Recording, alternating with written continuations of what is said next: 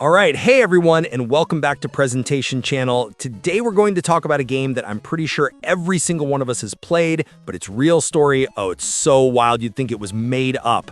We're going to get into the absolutely bonkers, untold story of Tetris, a game that kicked off a corporate Cold War, can literally rewire your brain, and for 34 years was thought to be completely unbeatable.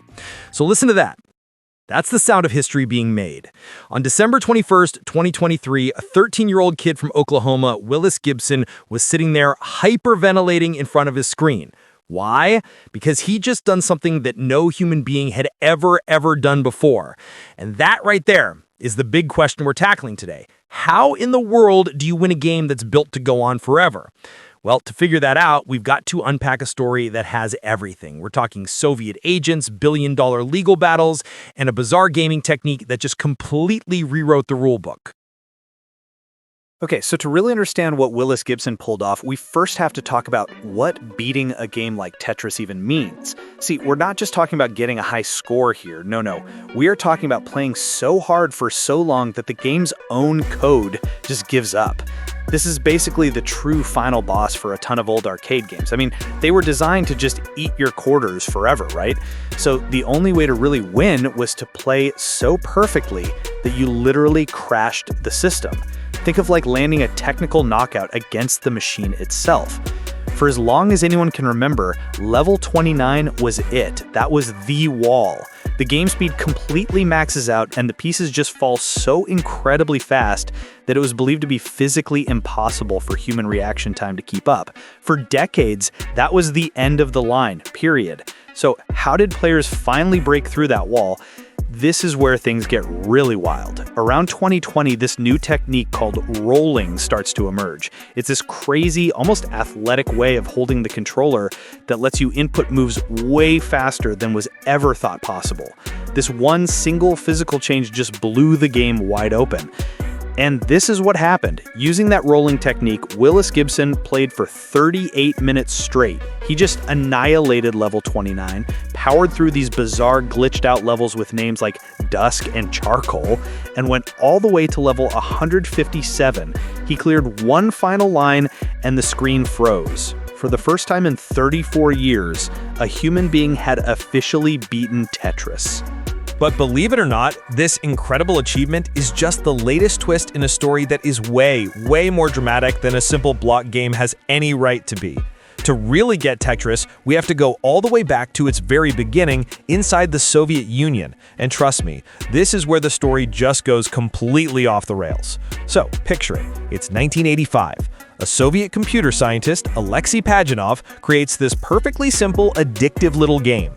The problem, he made it on a government computer, which meant the Soviet Union owned it. So for over 10 years, while his game is conquering the entire world, Pajitnov didn't get a single ruble, not one. This whole mess basically kicked off a corporate free-for-all. In 1989, you have these three high-powered Western execs all flying into Moscow at the same time. And the wild part is this: each of them genuinely believed they owned the rights to Tetris.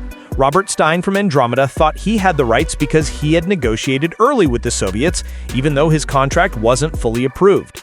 Mirrorsoft, led by Kevin Maxwell, believed they owned the rights because Stein had sold them a license, even though Stein didn't fully have it in the first place. And Nintendo, represented by Hank Rogers, believed they had the rights because Mirrorsoft had passed that license down to them. So when Hank Rogers said he felt like he was negotiating with the KGB, the Soviet Union's secret police and intelligence agency known for surveillance and intimidation, you can imagine how chaotic the whole thing was. And the whole entire situation ended up being decided by one tiny detail. The Soviets had offered one of the companies the rights for computers. But hidden in the fine print was a small but critical catch. The Soviets had defined a computer in a very strict way. It had to include a disk drive. And here's the twist. The Nintendo Entertainment System and the brand new Game Boy didn't have disk drives at all, which meant that Andromeda, without realizing it, had only secured the rights for actual computers, not game consoles. Because of that one sentence, Andromeda accidentally gave up the rights to the most profitable platforms in the world. Nintendo saw the loophole instantly and moved in to claim those rights for themselves. So, the story completely shifts gears here. We go from a Cold War thriller to a straight-up psychological phenomenon, because the reason everyone was fighting tooth and nail over this game is because of what it does to our brains. You ever been packing a suitcase or loading up the car for a trip, and you find yourself mentally rotating all your stuff to make it fit just right? Yeah, that's the Tetris effect. It's a real thing. People who play a lot literally start seeing the world as one big Tetris game. It actually changes how you perceive things. Now, this is the secret sauce. Tetris is an absolute master at putting your brain into a flow state. The game's difficulty just perfectly ramps up to match your skill, so you're never bored, but you're also never too frustrated. It's that just one more game feeling, the world just melts away and it's only you and the blocks. Okay, this might just be the most mind-blowing part of this entire story. Scientists have found that Tetris can act like a cognitive vaccine. See, traumatic memories often get stuck in our brains as these powerful visual images. But by playing a visually demanding game like Tetris right after something bad happens, you can actually disrupt that memory-forming process and reduce future flashbacks. It's incredible. And get this, studies have shown that just 10 minutes of playing Tetris after experiencing something traumatic was enough to make a real measurable difference. 10 minutes! It's just an amazing, simple, and accessible tool for mental health. So we've had a historical thriller, we've had a science lesson, but what about the business side of things? How is a game that's nearly 40 years old still a massive global moneymaker? Well, it pretty much starts with this number. Over 520 million copies have been sold. The Tetris company, which was co-founded by Pajitnov, finally gets a royalty from basically every single version of the game that's ever come out. That creates this steady, unbelievably reliable river of income.